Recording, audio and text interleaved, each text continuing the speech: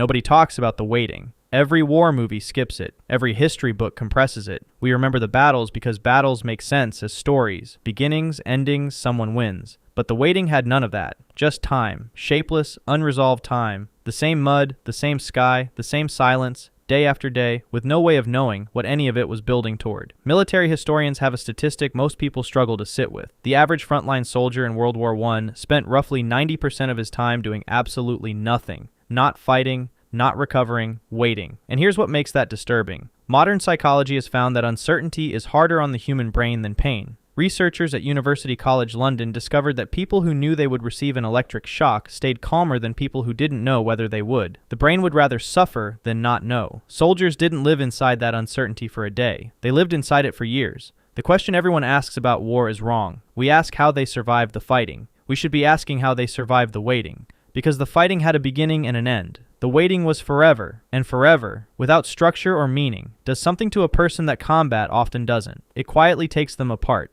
But here's what's strange. When historians stopped studying military strategy and started studying soldier psychology, the letters, diaries, and private accounts nobody wrote for posterity, they found something unexpected. Most soldiers didn't fall apart. They held together, and the ways they held together were almost identical across conflicts separated by centuries. Different countries, different languages, different wars entirely. The same four behaviors appeared every time. Games, creation, humor, letters. That's not coincidence. That's a pattern. And understanding it reveals something that goes far beyond war. Start with games. During the American Civil War, gambling spread through Union camps so fast that commanding officers banned it repeatedly. It kept coming back. Soldiers played poker in the mud with buttons, rations, and written debts against wages they hadn't earned yet. Most of these men had never gambled before. A card game gives formless time a shape, stakes, a winner, an end. When you're trapped inside an experience with no visible edges, that structure isn't entertainment. It's what makes time survivable. Roman legionaries stationed at Hadrian's Wall, cold, remote, weeks from anything, carved game boards directly into stone. You can still see them, little grids cut by men who were bored in a language nobody speaks anymore. Same need, different stone, 2,000 years between them. But games only hold the mind so long. Eventually, they start making things. During World War I, soldiers began carving spent artillery shell casings, engraving them, turning fragments of destruction into vases, picture frames, and candlesticks, objects that belonged in a home rather than a war. Historians called it trench art, but the detail that stopped researchers wasn't what they were making. It was that everyone was doing it.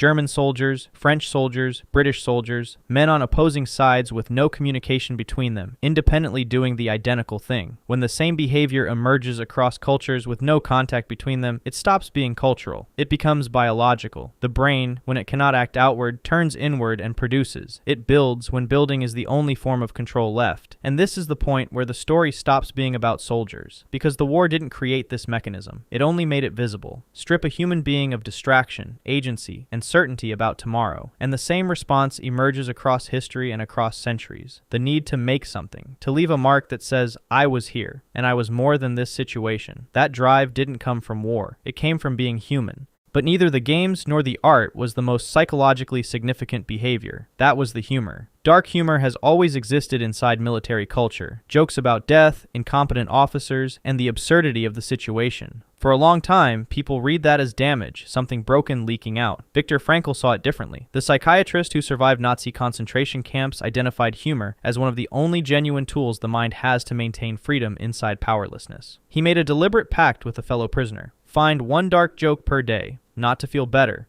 not to pretend. To stay larger than their circumstances, not happy, larger. Humor creates distance, a small gap between yourself and the thing you cannot control.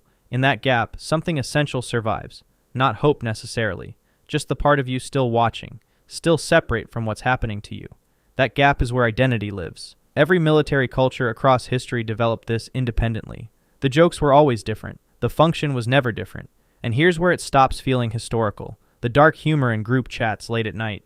The memes that spread because they make unbearable things briefly laughable.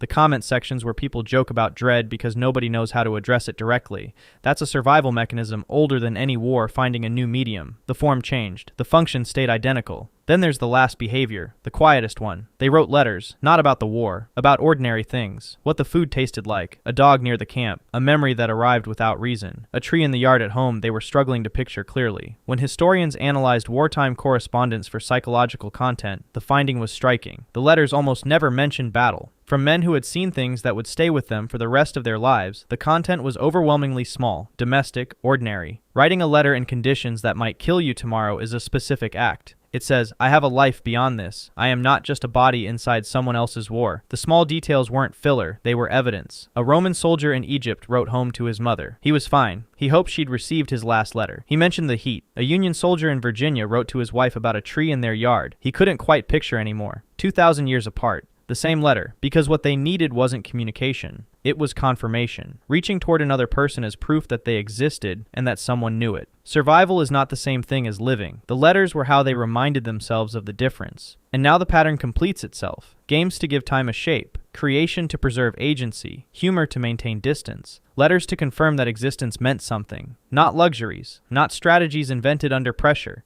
These are what the human brain reaches for when everything else is removed. Every time, without exception. Now look at the modern version, scrolling at midnight with no destination. Games open the moment any pause appears in the day. Dark humor shared privately about things nobody can say directly. A message sent to someone you've been thinking about for no reason except a quiet need for them to know. We built the entire architecture of modern digital life and filled it with the same 4 things. Not because we're weak, not because we're distracted, because the conditions changed and the psychology didn't.